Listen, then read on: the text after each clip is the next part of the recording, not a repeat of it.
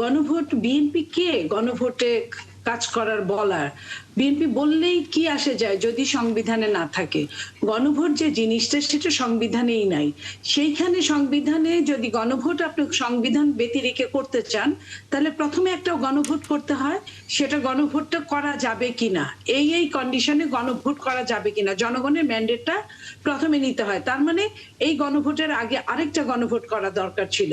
সেটা বিএনপি বললে, বিএনপি যদি বলে জামাতের কাউকে যে তুমি অমুককে খুন করে আসো, সে কি সাথে সাথে খুন করলে বিএনপি কি সব দোষ হবে? তার কি নিজস্ব বিবেক, নিজস্ব অবস্থান, নিজস্ব আপনার নিজস্বতা যেটা বোঝায় সেটা কি থাকবে না? আর সেটার জন্য কি সে দায় হবে না সে যদি ওই কাজটা করে? তো বিএনপি কি বলল? বিএনপি তো বলেছে যে নির্বাচনটাকে যাতে সুন্দর করে হতে পারে। আজকে বাংলাদেশের জন্য একটা নির্বাচন কতটা জরুরি ছিল বাংলাদেশবাসী, সমস্ত বাংলাদেশবাসী এখন বুঝছে।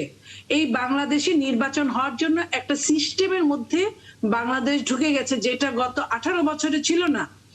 সেই জায়গায় যখন বিএনপির আমাদের আজকে স্বরাষ্ট্রমন্ত্রী যখন দেখেছেন ওই সংস্কারে গিয়ে সংস্কার কমিটিতে যে এখানে যা কিছু বিদেশিরা এবং আজকের বিরোধী দল তারা যা বলছে সেটাই একদিকে কার্যকর করছে। আপনি দেখেন যে বিএনপি সিগনেচার করেছিল কোনটায় নোট অফ ডিসেন্ট সহ, উইথ নোট অফ ডিসেন্ট। আর বিএনপি কে দেখানো হয়েছে পরবর্তীতে জাতিকে যে প্রধান উপদেষ্টা কোনটা উইদাউট নোট অফ ডিসেন্ট, যেটাই কোনো কিছুই নোট অফ ডিসেন্ট ছিল না। এবং প্রশ্নগুলো যে 4টা করা হয়েছে সেটাও কিন্তু উইদাউট নোট অফ ডিসেন্ট। এটা তো কোনোদিন কোনোভাবে এটা সম্ভব হতে পারে না, কারো জন্যই না, না বিরোধী দলের জন্য না সরকারি দলের জন্য। ওই 4টা প্রশ্ন কেউই একযোগে মানতে পারে না। কিন্তু সেই দিন যদি এই কথাগুলো বলতো তাহলে কি হতো? আমরা কি দেখতাম? আমরা দেখতাম যে নির্বাচনটাই বানচাল হয়ে গেছে।